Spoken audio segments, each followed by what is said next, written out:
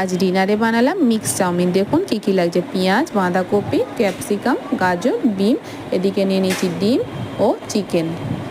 কড়াইয়ে তেল দিলাম, এর মধ্যে দিয়ে দিলাম গাজর, এদিকে চাউমিনও সিদ্ধ বসিয়ে দিয়েছি। গাজরের মধ্যে দিয়ে দিলাম বিম, পেঁয়াজ ও পরে দিয়ে দিলাম ক্যাপসিকাম, আর তারপরে দিয়ে দেব বাঁধাকপি। দিয়ে ভালোভাবে নুন দিয়ে ভেজে নিচ্ছি। এদিকে চাউমিনটাও সিদ্ধ হয়ে গেছে আর সবজিও ভাজা হয়ে গেছে। এদিকে কড়াইয়ে দিয়ে দিলাম চিকেন, ওটা ভেজে তুলে রাখলাম।